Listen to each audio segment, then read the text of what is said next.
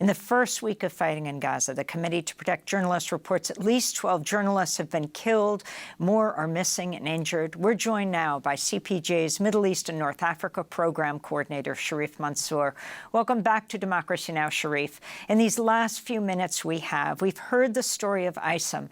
Tell us what you understand about what's happened to journalists. He was on the Israel-Lebanon border. Israel says they're looking into it. What's happening in Gaza? Well, this is the deadliest time for journalists in Gaza.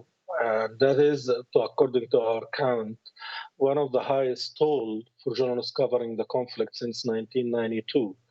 Since 2001, we've recently published stories of 20 Palestinian journalists who have been killed over the years, covering IDF operations.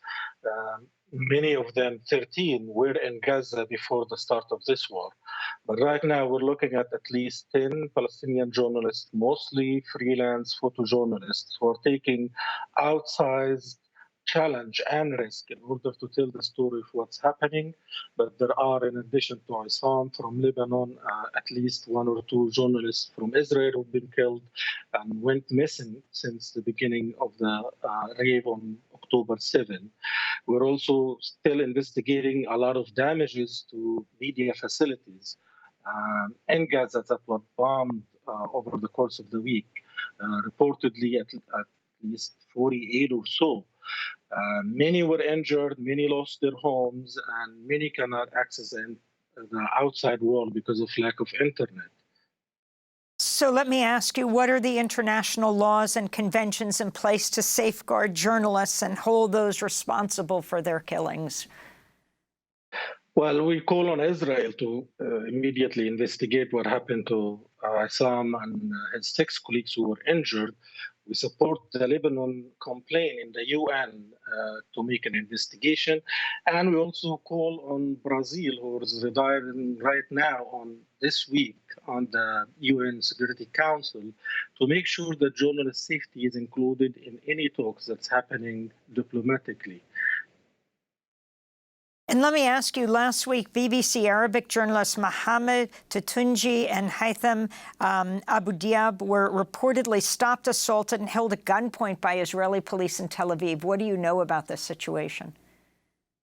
Unfortunately, censorship is widespread, not just covering Gaza in Israel. And we've seen and reported a lot of journalists being threatened live, including from Al Arabi TV just couple of days ago, and journalists have told us they have received threats, in addition to all the misinformation that has been, spread to justify those attacks against journalists.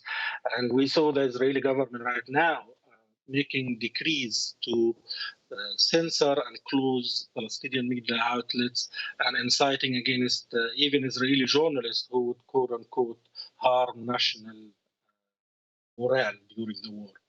And I wanted to ask, on Friday, the U.S. news organization Semaphore reported, quote, MSNBC has quietly taken 3 of its Muslim broadcasters out of the anchor's chair since Hamas's attack on Israel last Saturday amidst America's wave of sympathy for Israeli terror victims.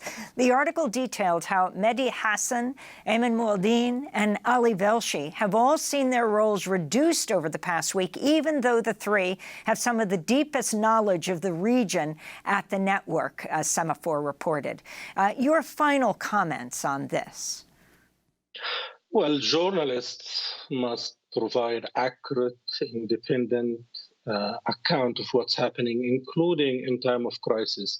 We rely on them so that the misinformation that we see does not fuel the conflict. We rely on them so that we know the motivation and the implication of all the warring parties.